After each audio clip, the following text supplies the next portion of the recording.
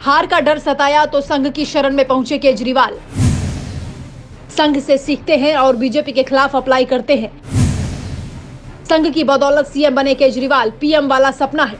जब केजरीवाल को किसी बात का डर सताने लगे तो समझिए कि वो माफी मांगने वाले हैं। अब हार का डर सता रहा है तो संघ की शरण में जा पहुंचे हैं।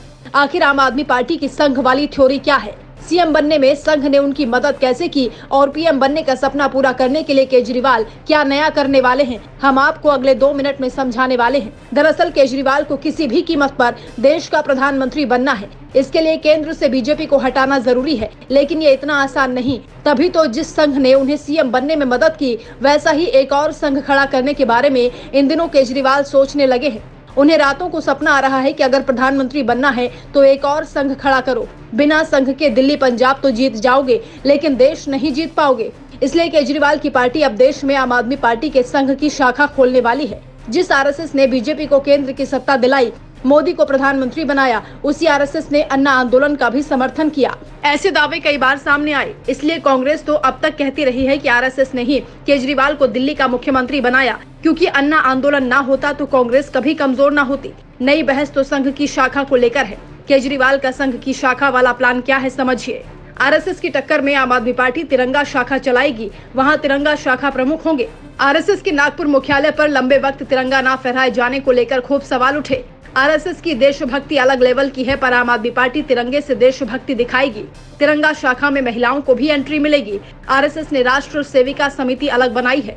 1 जुलाई 2022 को लखनऊ में पहली तिरंगा शाखा खुलेगी, फिर सभी 75 जिलों में बनेगी। देश भर में आरएसएस की 65,000 से ज्यादा शाखाएं। आप 10,000 तिरंगा शाखा खोलने वाली है। आपकी शाखा में सिर्फ राष्ट्रवाद की पढ़ाई नहीं होगी, बल्कि जनहित के मुद्दों पर बात होगी।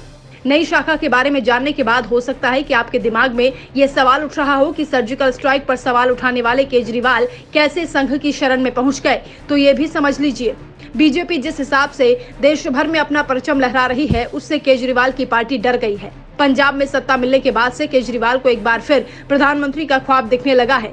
शायद इसीलिए संजय सिंह को उन्होंने कह दिया है कि जाइए और यूपी में इतनी शाखाएं खोलिए कि ये बीजेपी वाले भी चक्कर में पड़ जाएं। बीजेपी नेता सोचने लगे हैं कि केजरीवाल तो कमाल का आदमी है, सीखता हमारी शाखा से है और फिर अप्लाई भी हमारे खिलाफ ही करता है। अगर केजरीवाल को प्रधानमंत्री नहीं बनना होता तो वो 2013 में दिल्ली का चुनाव जीतने के तुरंत बाद 2014 में मोदी के खिलाफ वाराणसी से चुनाव लड़ने नहीं पहुंच जाते। खैर, महत्वाकांक्षा अपनी जगह है, लेकिन उनके पुराने साथी कुमार विश्वास ने तो यहाँ तक कह दिया कि वो खालिस्तान के प्रधानमंत्री बनेंगे। आरोप चाहे जितने भी हों, लेकिन हाल के दिनों में राजनीति का मुहावरा बदलने की शुरुआत तो केजरीवाल ने ही की है, और ये जरूरी भी था, वरना चुनाव में बिजली, पानी और सड़क के मुद्दे पर तो कभी बात ही नहीं होती थी। टीम बदलाव।